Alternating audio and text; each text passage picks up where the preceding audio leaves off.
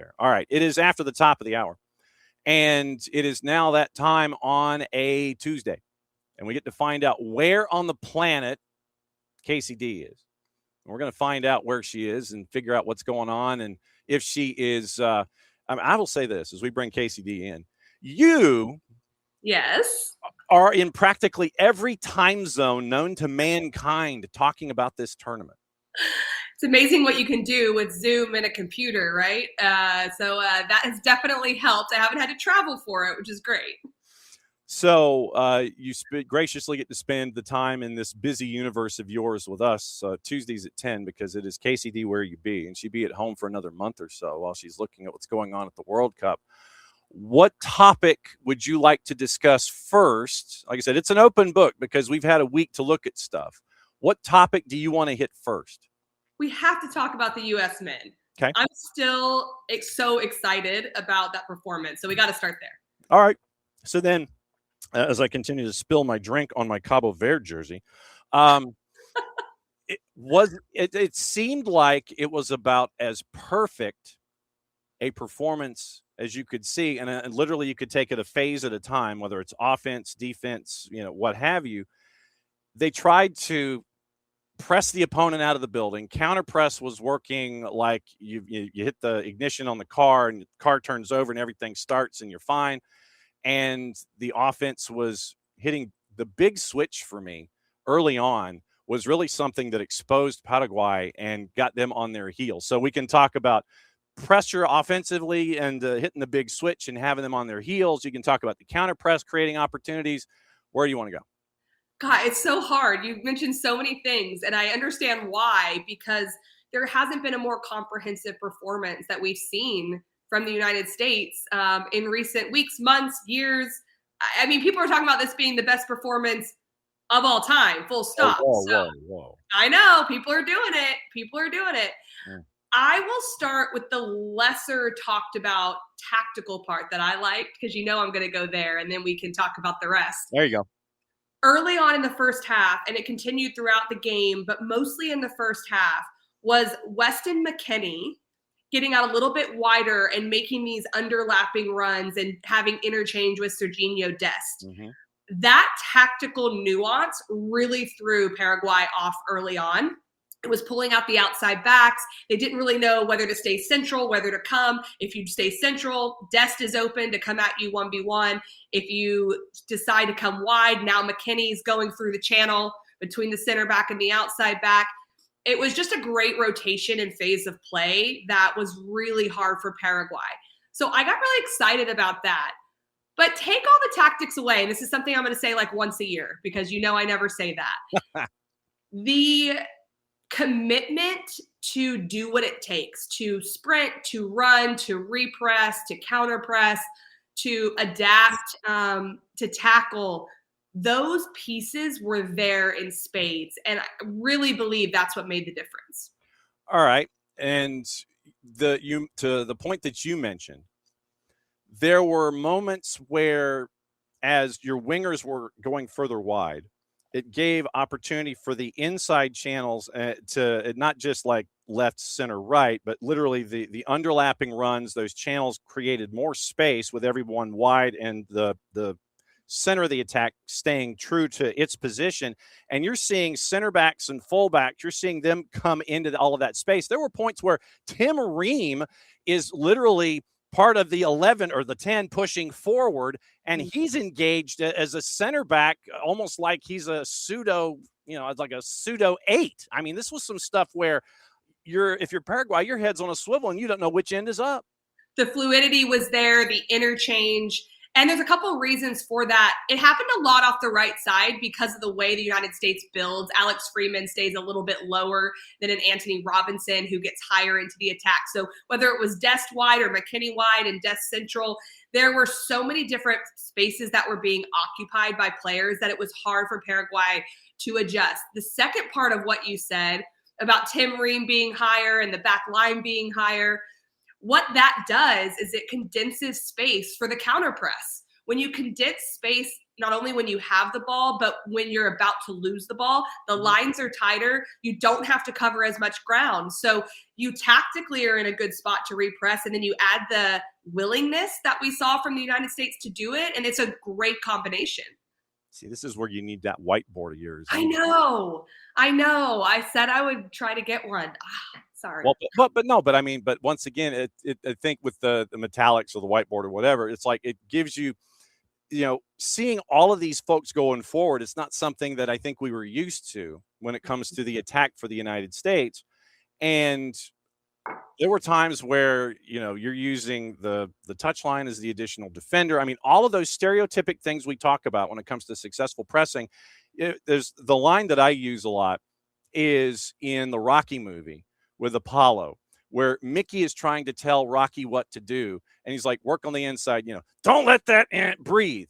And that's what you saw defensively in this. It's like, I don't think there was a wrong step that was taken. And if there was, it was quickly thought back to where, all right, let's get back quickly and reset, and everything was cool.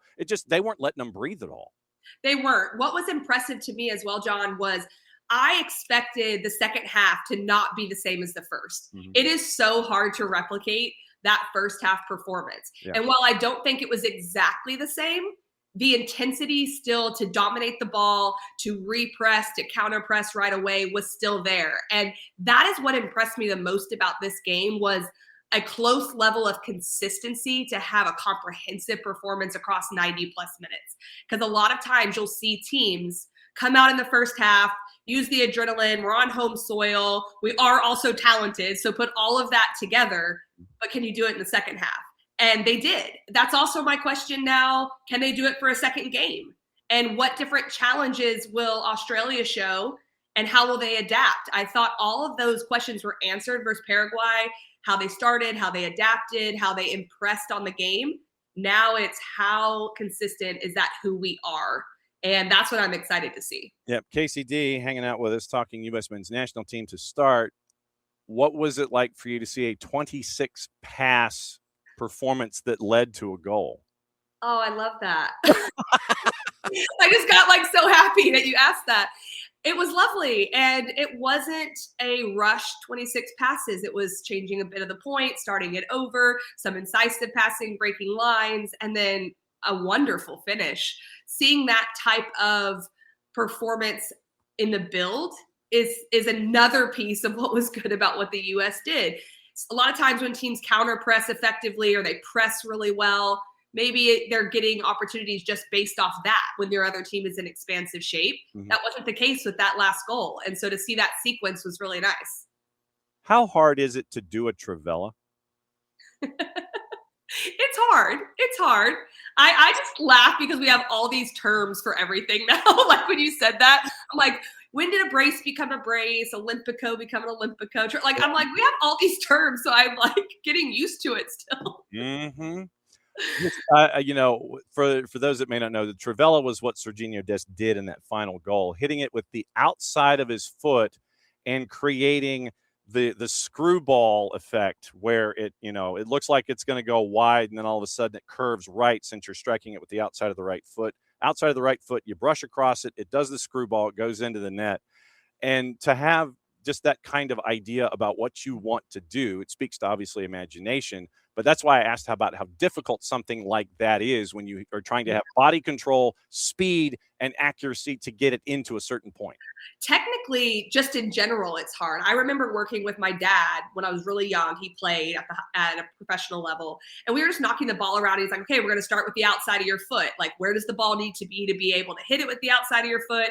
Do it with your left foot too, Kacey. And I would work on the outside of my foot. And I finally got to a point where it was quite natural, and, I was fine with it. And then I got into coaching, and I realized how many young players do not do it. And it's actually awkward for players to do. So it is a technically very hard thing to do. Then you add in the fact that you're making a finishing choice while doing it under pressure in a stadium filled with people at the World Cup. I mean, unbelievable technique, but that's what happens when you prepare. In moments of pressure, you don't have to think. That is in his tool set. and he was able to complete that because he has worked on it for years and years when it didn't matter. And now when it matters, it comes out. I want to ask about Malik Tillman in the midfield and the attack. I want to ask about Flo Balogun and what we saw up top, because you have literally, it's like going into the ice cream. You're going into the ice cream chamber in the grocery store. It's like, no, I want this one today. I want this one today. No, I want that. So midfield or forward, where you want to go next? Midfield. Go for it. All right. So midfield, you saw a lot of we mentioned the interchangeable pieces. We saw a lot of the connection that was there in the midfield to help necessitate the attack. And so you're having to do two things at once. And in this match specifically, you didn't have to cover Tim Ream a whole lot. You got to focus on things offensively. And the reason I include Tim Ream into this is because if you have wingers or your other center back going forward in this setup, Ream can be exposed if you got folks going too far, but then you have your midfielders who can double back and help you out in that aspect. It takes a lot of, I guess, technical, wherewithal in your head to sit there and go, okay, so-and-so's going forward. I've got to help out back here. I can't go as much forward as I'm used to. So just the interchangeability that we saw in the attack, and once again, knowing that Ream is going to be there, that you've got to protect him as well on defense. I'm going to put a disclaimer out there because I can't talk about every player because I don't think there was one bad performance in this game. Mm-hmm. Like there really wasn't. I thought Des started a little slow and then he was awesome. Like after that, like he had a few missed touches, like, the World Cup, the beginning, but I can't talk about everyone, but everyone had such an amazing performance. I want to point out Tyler Adams. Right. He is a huge reason why Tim Ream is protected. Chris Richards is also a reason. Like everyone was doing their job, but Tyler Adams covered so much ground, and he covered from inside to outside as well. So if he needed to get in the outside channel and make a tackle, he did that. He was covering all that ground. What that also did is it allowed Tillman and McKennie to play with a lot of freedom. I think there's been question marks around Tillman a little bit on the defensive side of the ball of like, what was that going to look like if Tyler Adams had to be more of a single pivot and cover all of that ground rather than playing with two in there? And what that showed, what Tyler Adams did, was it brought out the best in Tillman, in my opinion, in that game. He was able to be a little bit more creative. He was higher up the field. And I thought that was one of his better performances that we've seen from him and being able to dictate some play. Now, up top, you had Flo Balogun as a part of the approach up top. We know that Christian Pulisic is going to be active there. How does it feel when somebody kicks you in the calf? Not great. Like someone just rakes you from behind. It's not a good feeling. And right now, the notion is that that Christian Pulisic was pulled out after 45 because of that kick to the calf, and then trying to reorient your running so that muscle isn't sitting there and barking at you the entire time. That's been the focus, sitting at the final 45 and then getting ready for the matchup coming up here in Seattle. When you look at the forward grouping, Ricardo Pepi came in late, and he was kind of, tasked to make sure just everything was locked down, take advantage of opportunities when they're there. When you look at the forward grouping, what stuck to your head in match one? Balogun is a finisher. Mm-hmm. That's ultimately what separates him, and we saw it in this game. Mm-hmm. And if you're Mauricio Pochettino, you are wanting your goal scorer, your finisher, to get that goal. Mm-hmm. Now, to get two in the way that he did, I don't know if anyone would have necessarily dreamt up those types of goals. I thought him having those moments is going to be great for him going forward. Nines operate on that secret sauce. They feel good. They feel confident. They have the swagger. Like, you want your nine to feel that way. And so that, I think, is really good for the United States. I loved the confidence that he showed in being able to have those finishes. I didn't think in his send-off game he was particularly confident in and around goal and wasn't touching the ball a lot. Now, it's Germany versus Paraguay. Like, we have to point that out. Yeah. But he's not thinking that. He's thinking, I got a brace at the World Cup. Like, let's go. Bring on anybody. And that side of the game, the mental side of the game, is so important for him. I loved his work rate, his back-to-goal play, but it's ultimately the finishing that's going to separate him and what the United States needs. So what kind of a match are you anticipating with Australia? What we saw from Australia was a low block and counterattack system against Turkey. Mm-hmm. I expect that against the United States. If I watch what the United States did against Paraguay, I'm a little concerned because Paraguay was forced back into a lower block. I think forced back into it. They wanted to play a bit lower, but also forced by the United States. Now, Australia, though, has the counterattacking presence, the athleticism, the pace, the runners above the ball to be more dangerous than what we saw from Paraguay. So I do believe we'll see a similar tactical setup in a lot of ways, but they're going to be much more dangerous going forward against us. So our countermeasures, what we look like behind the ball defensively if we do lose it, is important. And I brought up the counter pressing for a reason, and the consistency. We have to repress well. If we don't, Australia can break out very quickly. Yeah, and we're definitely going to be keeping an eye on those things since they're in the KCD spot shadow. That means we have to pay attention to those kinds of things. Exactly. First match yesterday here in Atlanta, and there was some poo-pooing internationally. It's reported. It hasn't been corroborated, but it's been reported that there has been some poo-pooing about the expanded field. 33 through 48, it's not going to be exciting. It's not going to be, it's not worth, bringing in all these extra teams because it's not just going to be an exciting watch. First match out of the blocks at Atlanta Stadium pretty much put that theory and shoved it into file 13 when you got to see a very disciplined defensive effort from Cabo Verde because, and we've talked about it, Steven Moreira from Columbus Crew is a part of this. Pico Lopez, who is one of the top center backs in the Irish League, is a part of this. And when you've got a keeper that is just out of his mind, literally, Jorginho looked like he was flying, to take the F1 reference from Sonny Hayes. When you have all of that come together and you frustrate Spain the way that you did, it was a masterclass by Bubista, what we saw yesterday, and Spain's got some stuff to think about now. They certainly do. That's what the World Cup is about. I love seeing results like that. The low block is so frustrating, but it's so effective against teams. And we can do what they did against Spain. It's unbelievable. And I always talk about this, and we've had these conversations in the past of if you can stay in the game the first 15 to 20 minutes, you gain confidence. You start to see the patterns of play that your opponent is putting into action. And then you start to feel good and you start to stay in there. But you have to worry about fatigue. You have to still battle. You have to make individual plays. You have to play as a team. Like there's still so much that the opposition has to do to keep a team like Spain off the board. And they were able to do that. The goalkeeper having an amazing appearance also doesn't hurt. So that's really exciting. For Spain, I was watching the New Zealand game last night, New Zealand, Iran. Yep. And New Zealand scored 2 wonderful team goals, like move the ball, get the ball, move the ball, get the ball, and just continued runs. Now, Iran wasn't sitting in a low block, but I kept thinking this is what Spain needed to do more, not so much individual play. You have to kind of have that combination play to break down a block, and they just couldn't figure it out. I don't think it's panic time for them. They've done this before. Yep. But I do think that they'll go into the locker room and go, okay, what do we have to do next to make sure that this isn't a blueprint for how people play against us? And Cabo Verde only committed one foul, and it was 10 yards inside their defensive half, 10 yards away from center line. And it literally was a grab. It was a grab and it was a yellow. So literally one foul, yellow card.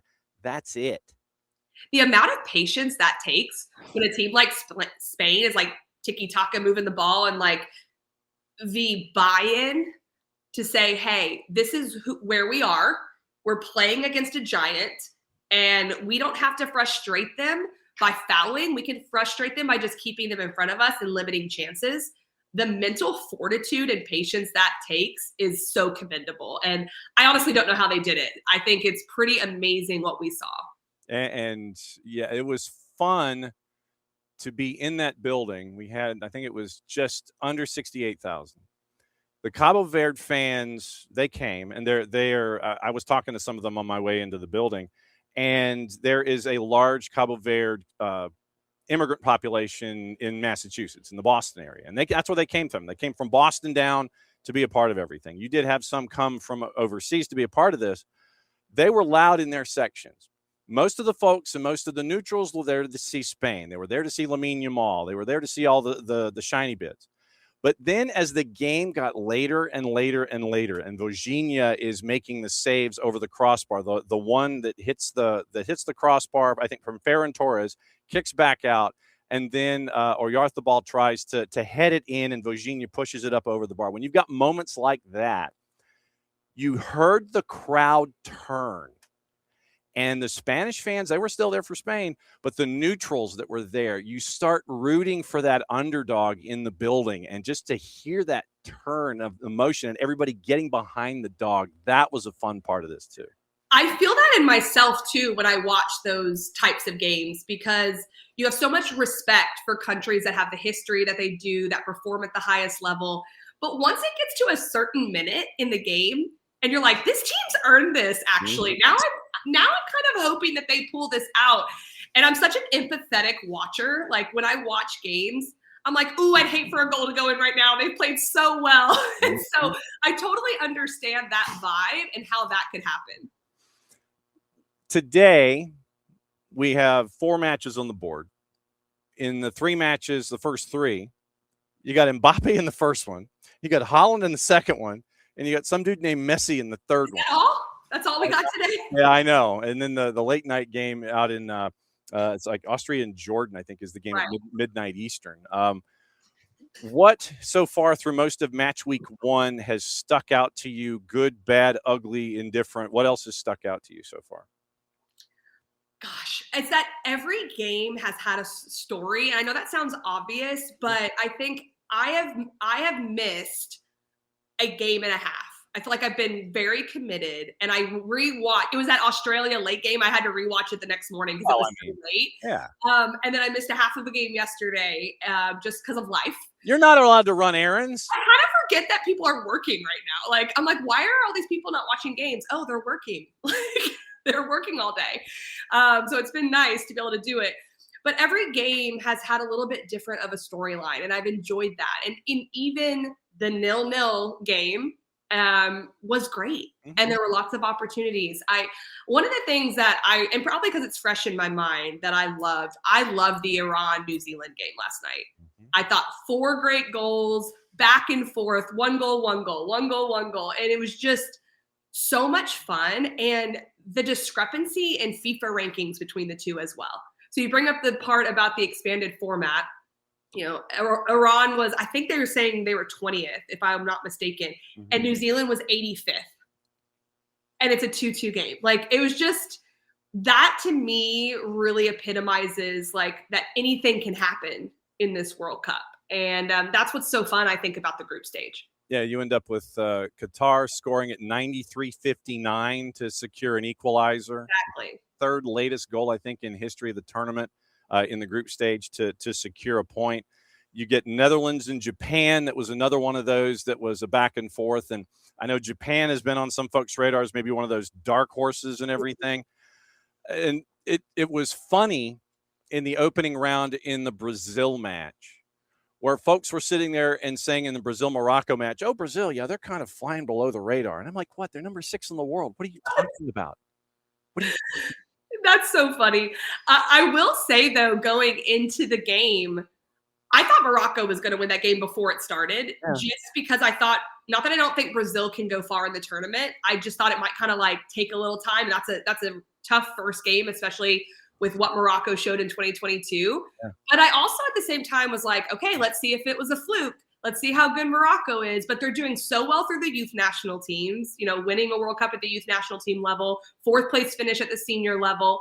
And they came out flying. Credit to Brazil to adapt, because it looked like Morocco was going to take a 2 or 3-0 lead in the first 20 minutes. Right. That was a really fun game, though. I'm excited to watch both of them throughout the rest of the tournament. How many more live shots do you have today? 1 more. Okay. Only one. I got you and 1 more. I'm doing Dallas, which is down, so that'll be fun. Okay, yeah, because, I mean, you get the chance to sit there and run smack to everybody back in Texas. Exactly. But like the hardest part of this is that I literally sit there for like a 3.5-4 minute hit, just hoping the dogs don't make noise. Like it is so stressful.